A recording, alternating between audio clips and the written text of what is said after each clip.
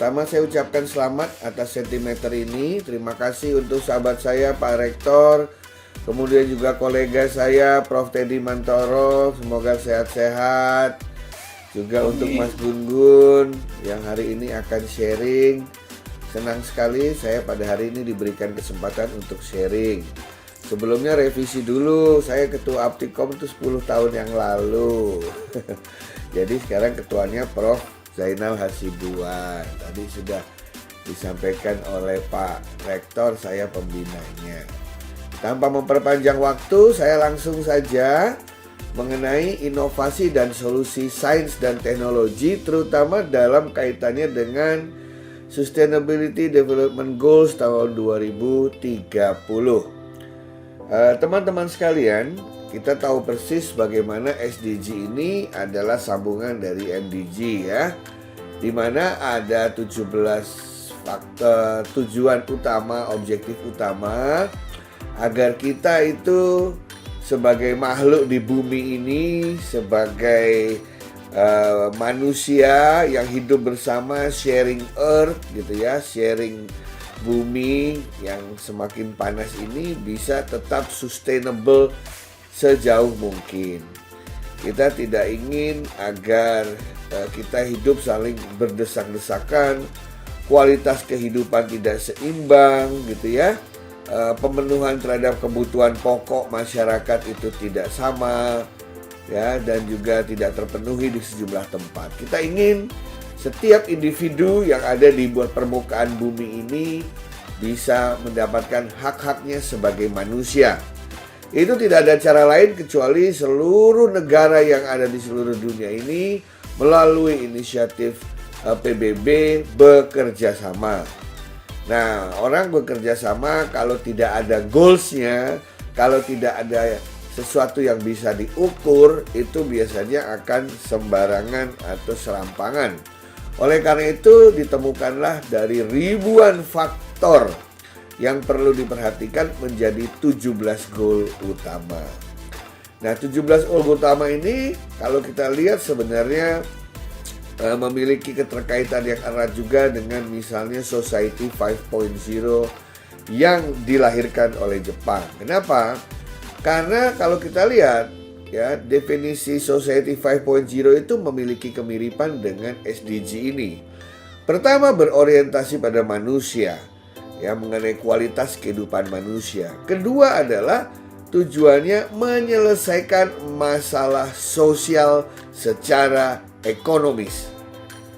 Ya, jadi berfokus pada manusia untuk menyelesaikan masalah sosial secara ekonomis dengan cara melibatkan sains dan teknologi. Itulah kalau kita lihat ada persamaan di antara sejumlah inisiatif tersebut. Nah, bagaimana teknologi, dalam hal ini kemajuan sains dan teknologi, bisa memberikan kontribusi di dalam pencapaian SDG bersama ini. Nah, teknologi yang paling banyak diharapkan di sini adalah teknologi-teknologi yang berada dalam era revolusi 4.0 seperti IoT, Artificial Intelligence, Blockchain, Big Data, Machine Learning, Robotics, ya, Artificial Intelligence, Augmented Reality, VR, Drones, dan lain sebagainya. Makanya salah satu pembicara kita nanti kan jagonya blockchain itu ya, kita bisa mengambil inisiatif yang baik di sana. Nah, berbagai negara-negara di dunia itu mencoba untuk membangun teknologi yang tidak berada di ruang hampa, yaitu teknologi yang bisa memberikan kontribusi terhadap pencapaian goals yang ada di SDG tersebut. Karena dengan mencapai goal tersebut artinya teknologi kita benar-benar bermanfaat bagi kemanusiaan. Nah, lahirlah kemudian berbagai inovasi-inovasi yang nanti akan saya sampaikan, ya, aplikasi-aplikasi yang menggunakan perkawinan antara berbagai konsep-konsep yang kita kenal dalam dunia informatika, seperti perkawinan antara IoT dan AI dan VR, drones dan blockchain, dan lain sebagainya. Nah, hari ini saya akan sharing, mudah-mudahan cukup 30 menit, mengenai di mana Anda sebagai scholar, Anda sebagai ilmuwan, Anda sebagai peneliti, Anda sebagai orang informatika bisa membangun ya teknologi yang memberikan kontribusi dimaksud. Kita mulai satu persatu dari 17 itu ya. Yang pertama itu terkait dengan yang namanya poverty, kemiskinan. Di tahun 2015 lebih dari 700 juta ya manusia di bumi masih hidup dalam kemiskinan yang ekstrim. Nah, saya membayangkan diciptakannya semacam application sebagai contoh ya. Ini saya kasih nama sendiri aja. Applicationnya misalnya kita buat namanya Help the Poor. Apa itu? Kita bisa mengalokasikan secara akurat wilayah dan populasi yang dilanda kemiskinan, terutama kemiskinan ekstrim. Ya, bagaimana cara mengalokasikan secara akurat? Modelnya sudah menggunakan satelit, ya, terutama di daerah-daerah yang air sangat sedikit, tapi panasnya sangat lama, begitu ya. Dan kita lihat juga di negara-negara yang sedang dalam peperangan, negara miskin, itu oleh satelit itu dicitrakan. Kemudian dari situ, tempat-tempat yang miskin itu, tempat-tempat manusia yang membutuhkan pertolongan manusia lain, itu secara otomatis diperlihatkan, dipetakan kepada dunia via media sosial. Tujuannya adalah untuk mengetuk hati individu, komunitas, pemerintahan dari negara lain yang bisa memberikan bantuan secara inklusif maupun eksklusif setiap hari. Bukan lagi modelnya seperti aid atau bantuan yang setahun 2 tahun. Dan ketika sebuah perusahaan, sebuah komunitas, seorang individu atau pemerintah suatu negara lain mau menyalurkan bantuan, tidak lagi melalui lembaga-lembaga broker, tetapi bisa langsung ditujukan ke yang bersangkutan. Dan bantuannya tidak salah sasaran. Mereka yang dilanda kedinginan diberikan bantuan yang pas. Mereka yang dilanda kelaparan diberikan bantuan yang pas. Dan ini sifatnya harian, peer to peer, person to person, community to person, government to person. Jadi menghilangkan ketidakakuratan dalam alokasi sebagaimana banyak ditemukan pada saat ini. Yang kedua, bagaimana caranya mengatasi kelaparan, zero hunger. Karena yang tadi ekstrim miskin itu 700 juta itu masih kelaparan. Nah, kelaparan kebanyakan karena apa? Bukan karena yang bersangkutan itu kekurangan makanan di dunia ini, tetapi begitu banyaknya produksi tanaman, perkebunan, pertanian yang gagal panen, sehingga suplai makanan di bumi itu lebih sedikit dari demand-nya. Di sini mungkin kita bisa membuat aplikasi, katakanlah kita beri nama auto harvest. Apa itu? Kita identifikasi tanah-tanah agrikultur non-produktif di seluruh permukaan bumi. Kita lihat tanah-tanah yang sebenarnya produktif bisa ditanami makanan, tapi sekarang tidak dipergunakan. Nah, kemudian di tanah-tanah yang kosong yang kita lihat dengan menggunakan pencitraan digital itu, kita bisa tetapkan kira-kira tanaman apa yang cocok untuk bisa ditanam di tempat-tempat itu. Nah, ketika sudah terjadi itu, kita pertemukan antara investor dan pemilik tanah yang tidak dipakai atau tanah yang tidak produktif itu untuk menawarkan kerjasama bisnis. Agar menarik, ada simulasi hitung-hitungan keuangannya secara otomatis dengan menggunakan artificial intelligence, sehingga banyak orang di dunia ini bisa saling silang membiayai lahan-lahan kosong yang sebenarnya bisa diproduksi untuk tanaman yang bisa dimakan, memenuhi kebutuhan pokok. Yang ketiga, kita bicara masalah kesehatan. Katakanlah kita buat aplikasi Health to Go. Bagaimana kita bisa memonitor kesehatan berbagai miliaran orang yang ada di bumi ini? Padahal kita tahu 50% lebih sudah memiliki gadget. Artinya mereka mampu membeli perangkat-perangkat seperti itu. Mari kita ciptakan alat atau gadget yang bisa ditaruh di gelang, ya, dilekatkan pada tubuh kita sehingga sistem bisa memonitor kondisi kesehatan individu dalam berbagai situasi dan konteks. Kalau ada anomali misalnya irama jantungnya tidak standar gitu ya, terjadi anomali atau tekanan darahnya menaik secara signifikan sebelum dia sakit jantung, sebelum dia stroke, itu datanya bisa dikirim ke puskesmas terdekat, ke rumah sakit terdekat agar bisa diberikan antisipasi sebelum yang bersangkutan menderita sesuatu. Nah, ini yang disebut sebagai antisipatif, kegiatan-kegiatan preventif untuk meningkatkan kesehatan masyarakat. Tadi Pak Rektor bicara mengenai edukasi. Tidak semua masyarakat di bumi ini mendapatkan akses terhadap pendidikan yang berkualitas. Caranya seperti apa? Caranya adalah kayak kita lakukan secara e-learning tadi. Tetapi e-learning yang go to the next level. Dalam dunia pendidikan, ujungnya nanti kurikulum itu bukan satu bagi semua, tetapi tercipta yang namanya personal kurikulum. Setiap mahasiswa, setiap siswa bisa menyusun kurikulumnya sendiri. Dan itu tidak mungkin dilakukan jika tidak ada kerjasama antar lembaga dan tidak ada teknologi untuk melakukannya. Dengan demikian, maka orang-orang di daerah tertentu yang membutuhkan keahlian tertentu untuk mereka hidup lebih layak dapat memilih konten-konten pembelajaran yang sesuai dengannya. Tidak seperti sekarang ini, dimanapun kita berada, siapapun kita mendapatkan kurikulum yang sama, sehingga banyak waktu terbuang untuk mempelajari hal-hal yang tidak relevan dalam kehidupan kita. Yang kelima, kita bicara mengenai gender equality.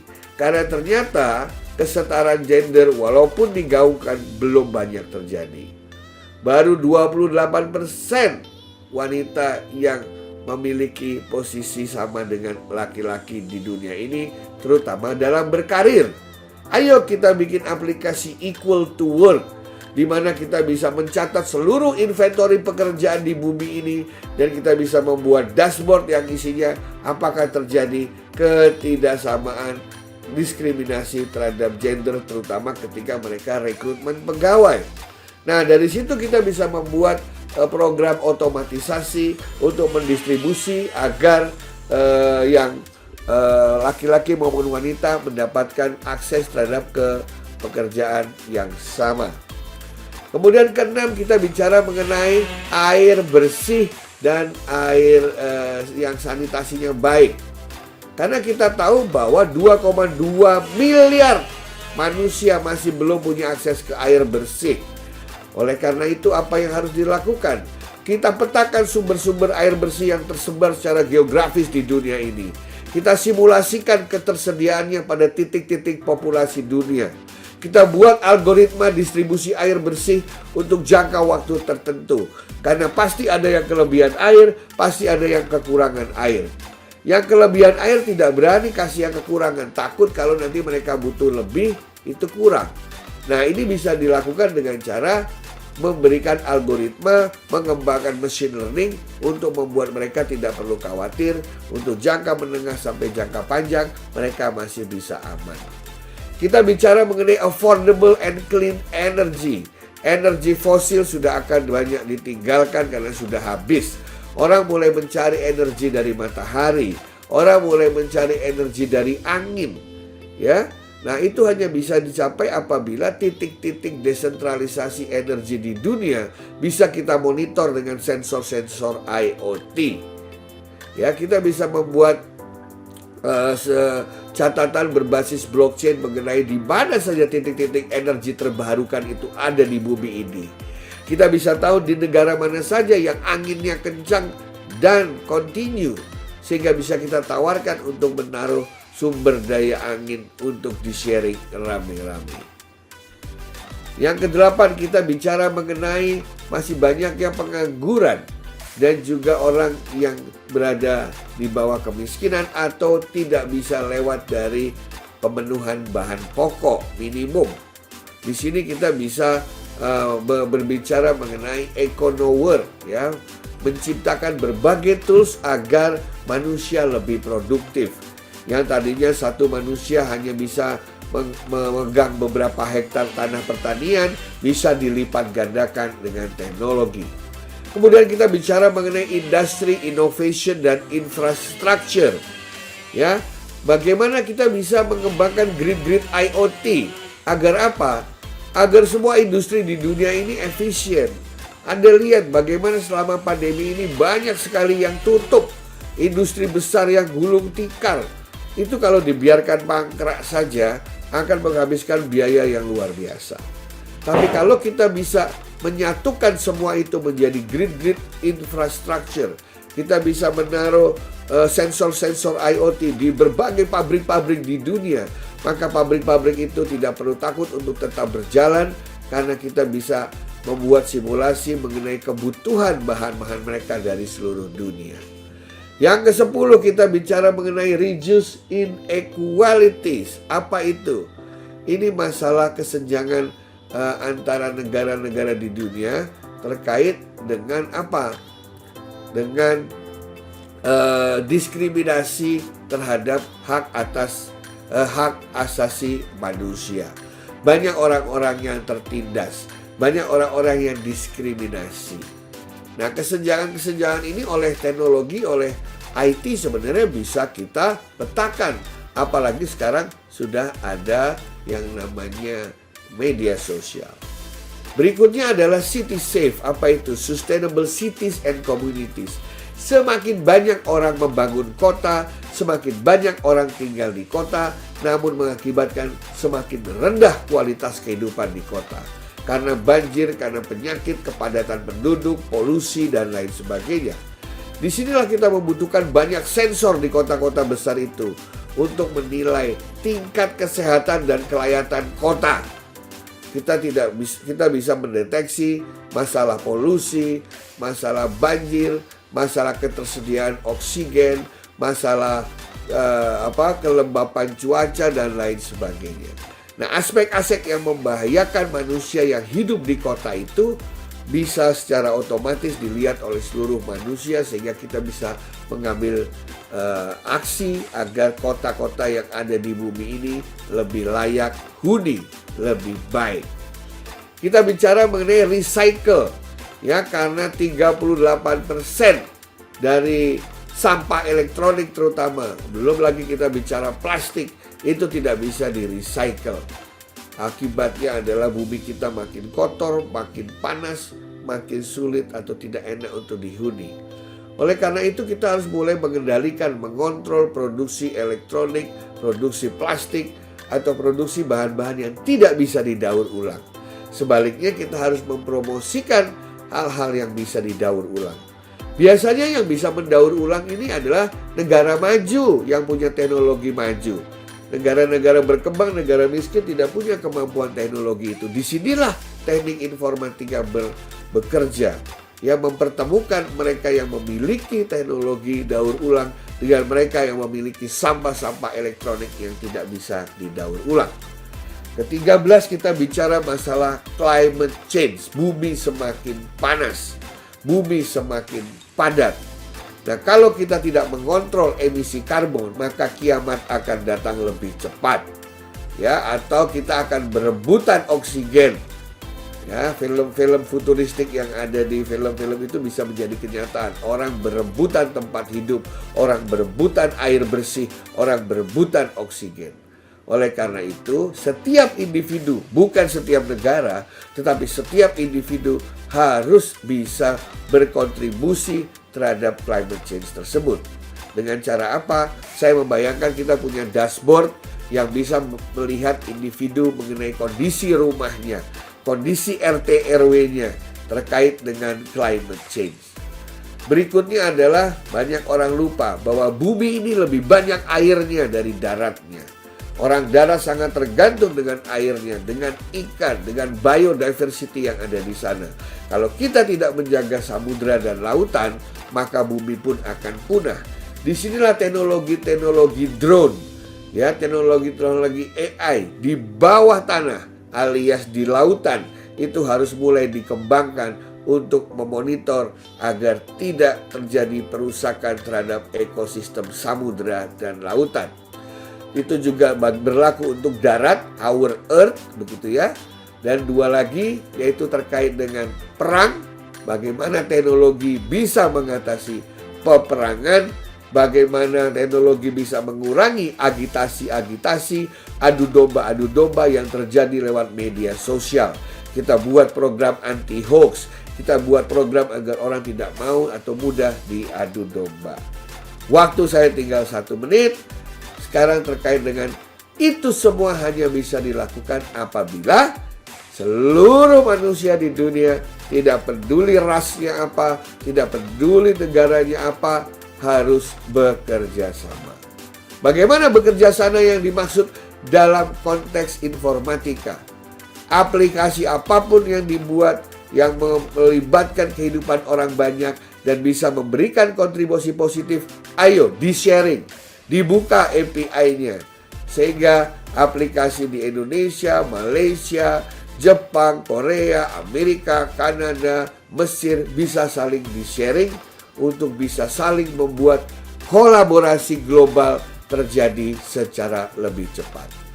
Teman-teman sekalian, dari 17 goals tadi, 5 goals itu sangat membutuhkan teknologi untuk memberikan significant impact.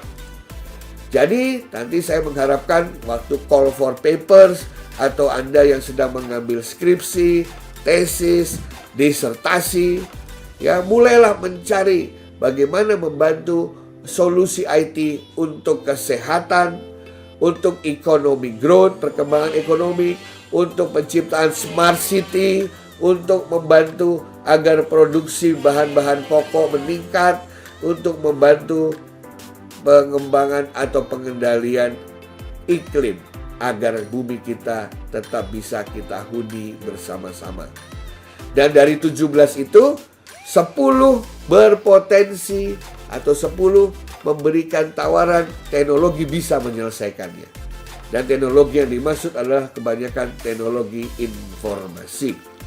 Terbukti 80% dari teknologi aplikasi yang dikembangkan sudah berhasil membantu kontribusi terhadap pencapaian SDG. Dan 90% itu semuanya berbasis pada listrik. Ini adalah berbagai perusahaan yang sekarang sudah berkembang. France itu membuat satelit untuk bisa memetakan citra bumi kita dari berbagai segi. Ya, kemudian Ellipsis itu membuat program untuk nge-track polusi plastik di bumi ini. Vitreo itu dikembangkan untuk melihat limbah kimia, limbah industri, dan lain sebagainya. Kami tunggu karya-karya dari teman-teman sekalian yang bisa lahir idenya, bisa lahir prototipenya dari sentimeter yang keren ini. Demikian sharing dari saya, mudah-mudahan bermanfaat. Terima kasih, selamat pagi. Terima kasih kepada Bapak Prof. Eko yang telah memaparkan materi tentang SDG, materi yang sangat menarik banget Pak dan inovatif. Terima kasih Pak. Kita buka sesi tanya jawab sekarang. Saya undang kembali untuk yang mau bertanya boleh tulis di kolom chat atau raise hand ya. Jangan lupa sebutkan nama. Terima kasih.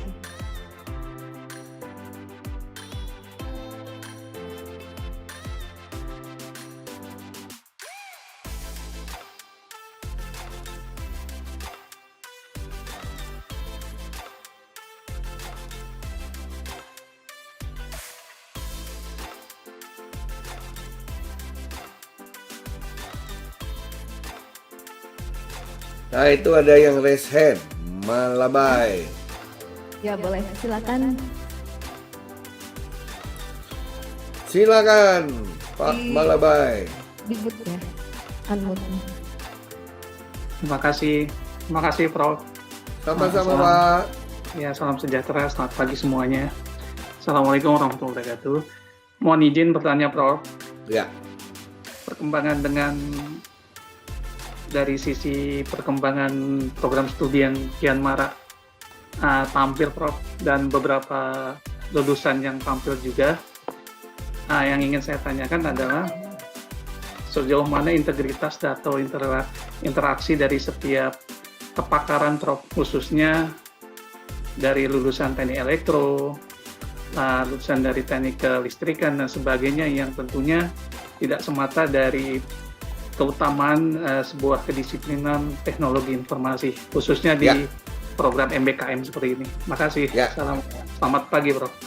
Terima kasih banyak Pak Malabai. Kita saling ngobrol Pak ya. Saya selalu bilang sama anak-anak siswa informatika begini. Kalau di kampus itu, siswa informatika itu kalau pacaran sama jurusan lain, sama prodi lain begitu. Jangan pacarannya sama orang-orang informatika aja atau sama elektro atau mesin, terlalu deket itu Pak. Karena begini, IT itu bisa memecahkan berbagai masalah kehidupan. Cuman orang-orang informatika itu taunya cuman wilayah informatika saja. Dia tidak tahu bagaimana masalah di dunia kesehatan itu banyak sekali. Di dunia sosiologi, di dunia bahasa, di dunia transportasi, dan lain sebagainya. Saya kasih contoh ya, Pak Malabai ya. Contohnya begini Pak. Di kampus itu ada toilet, betul ya Pak Malabai ya? Ya, misalnya saya setiap pintu di toilet itu saya kasih sensor lah, sensor kecil yang bisa menghitung berapa kali orang keluar masuk toilet di hari itu. Bagi orang informatika, dia bilang begini, apa susahnya Pak? Itu mah terlalu gampang. Betul ya Pak ya? Karena dia tidak tahu konteksnya apa. Tapi kalau Anda bertemu dengan orang kesehatan bilang begini, wah itu bagus Pak. Kenapa? Katakanlah ada satu toilet, kemudian di situ ada 100 mahasiswa di dekat toilet itu. Ketika dihitung dalam satu hari, ternyata buka tutup toilet itu terjadi 600 kali. Berarti rata-rata mahasiswa itu berapa kali ke toilet dalam satu hari Pak? Berapa Pak? 600 dibagi 100 berapa Pak Malabai? Nah, tolong Pak Malabai dibukakan itu, di unmute Pak host. Saya. Nah, udah, silakan Pak. Nah. Ya Pak Malabai. 600 kali pintu dibuka, ada 100 mahasiswa. Berarti satu mahasiswa membuka rata-rata berapa? Iya Pak. Hasilnya membuka 6 kali kan? 6 kali dia. Tahu nggak, bagi orang informatika dia nggak paham 6 kali so what begitu kan? Tetapi bagi dunia kesehatan, itu indikasi kemungkinan mahasiswa itu sekarang sudah kena diabetes. Nah, karena setengah hari sering ke kamar mandi, itu kecenderungannya terjadi pembuangan gula itu Pak. Nah, bagi orang informatika itu sederhana, tapi bagi orang kesehatan itu sesuatu banget gitu. Jadi teman-teman yang mau bikin skripsi atau dosen-dosen yang mau membuat tugas, main dulu ke dosen-dosen dari program studi lain. Kita tanya masalah realnya apa. Seperti apa kalau kita ke bagian program studi transportasi. Dia pasti akan ngeluh masalah traffic, lampu merah, lampu kuning, lampu hijau ya Pak Malabai ya. Itu kebanyakan lampu lalu lintas kita itu di settingnya fix. Mau ada nggak ada mobil ya kan? Ada nggak ada mobil, ya lamanya nunggunya sekian, bener nggak Pak? Iya. Padahal kan mestinya hijaunya lebih lama untuk antrean yang lebih panjang, betul ya Pak? Nah, merahnya lebih sedikit. Sekarang saya tanya Pak Malabai, kalau lagi ada perempatan kena lampu merah, terus ada ambulans lewat, di belakang ambulans nunggu, apa yang terjadi di lampu merah Pak? Ambulansnya bisa ke depan nggak? Mandek dulu. Mandek kan? Tapi kita bisa buat aplikasi, kalau terdengar suara ambulans, mata otomatis, traffic light-nya jadi hijau, tempat lain jadi merah. Sehingga ambulansnya bisa maju. Bener gak Pak? Betul Pak, sensor main. ide-ide itu baru akan dapat kalau kita ngobrol sama program studi yang lain. Intinya itu Pak Malabai. Ini bagaimana kalau mereka ngobrolnya, mohon izin Prof, sedikit klarifikasi sedikit. Ya. Kita kan terkungkung dengan stigma ini, Prof. Maksudnya suatu distribusi mata kuliah. Katakan Kaprodi sudah mengasisi mahasiswa untuk menginskripsi, lantas di forward ke pembimbingnya sudah doktrin begini, akhirnya terkotak-kotak juga jatuhnya, Prof. Betul ya, Prof? Makanya Pak Menteri membuat MBKM. Iya. Supaya terpaksa untuk kerjasama. Di kampus saya sekarang, setiap skripsi, setiap tesis harus melibatkan prodi lain. Kalau enggak, dia nggak bisa maju proposal itu. Nah, saya bikin aturan itu, Pak. Kalau enggak, jadinya itu aja, Pak. Analisa rancangan, bosen saya, Pak. Betul ya, Pak ya? Betul, kalau pas dari UML. Kalau saya dibalik, saya tanya, apa masalahnya? Kalau perlu apa, Pak? Kalau perlu misalnya di tempat Bapak apa? Skripsi mahasiswa informatika harus memberikan kontribusi terhadap 17 SDG. Salah satu pilih silahkan. Bisa kan, Pak? Sangat bisa, Pak. Itu bisa menjadi kesepakatan kita di Sentimeter ini. Nah, saya sudah mulai begitu, Pak. Harus ada hubungannya. Tidak boleh karya kita hanya berada di ruang hampa. Tetapi harus minimal menghasilkan prototipe yang bisa dipakai untuk memberikan kontribusi. Itu Pak Malabai. Oh, kalau gitu pembimbingnya disigor aja ya, Pak? Disigor lagi bahasanya, bahasa agama. Disilang aja ya, Prof ya? Jadi, harus disilang, iya kan dia juga pembimbingnya dari prodi lain begitu, Prof? Betul, pembimbing kedua, Pak. Iya, betul. Begitu, Terima kasih Pak. banyak, Prof. Sama-sama. Terima kasih atas pertanyaan dari berikutnya, Prof, ada pertanyaan dari kolom chat ini, Prof, Ya. dari Saudara Saiful Universitas Saputra. Izin bertanya, apakah memungkinkan teknologi menyelesaikan permasalahan hukum yang ada di Indonesia, di mana pengambilan keputusan sangat berpihak pada seseorang? Oke. Sangat bisa. Banyak sekali yang bisa kita lakukan. Misalnya apa? Ya. Saya banyak sekali punya aplikasi-aplikasi yang Anda bisa buat terkait dengan hukum. Misalnya tadi Anda mengatakan berpihak pada seseorang, gitu kan ya. Kita tidak bisa membuktikan berpihak pada seseorang kecuali kita bisa melakukan simulasi berbasis neural network misalnya. Saya bayangkan begini ya. Kan kita menduga berpihak pada seseorang. Tapi kita nggak tahu bagaimana caranya orang itu kok bisa berpihak. Saya bisa memetakan hakim yang bertanggung jawab pada posisi itu, kemudian pengacaranya, kemudian jaksanya, kemudian pembelanya gitu ya. Saya akan coba buat peta hubungan antara mereka. Jangan-jangan keponakan dari sepupunya hakim itu adalah ipar dari terdakwa. Wah. Kalau manual kan nggak bisa dilihat, Mbak. Gimana manual saya mau ngelihat? Nggak bisa. Tapi kalau kita bikin bentuk network dengan note dan pad gitu ya, hubungan yang jauh itu bisa terdeteksi bahkan sebelum keputusan dilakukan. Jadi saya bisa membuat sebelum masuk ke pengadilan, saya ingin memastikan bahwa hakim-hakim yang ada di sana, jaksa-jaksa yang ada di sana, dan terdakwa itu tidak memiliki hubungan lebih dari 6 level atau 6 degree of separation. Dari ipar, dari saudara, dan lain sebagainya. Data yang kita pakai, media sosial, kita pakai kartu keluarga, kita pakai KTP, kita pakai akte notaris. Dari situ Anda bisa tahu. Ya kan? Jangan-jangan mereka pernah telepon-teleponan. Kita ambil data dari Excel, dari Telkomsel. Jadi pengadilan itu bersih benar-benar. Nah, bisa kan ya? Kan Anda belajar network itu. Network note dan pad. Nah, itu bisa kelihatan nanti.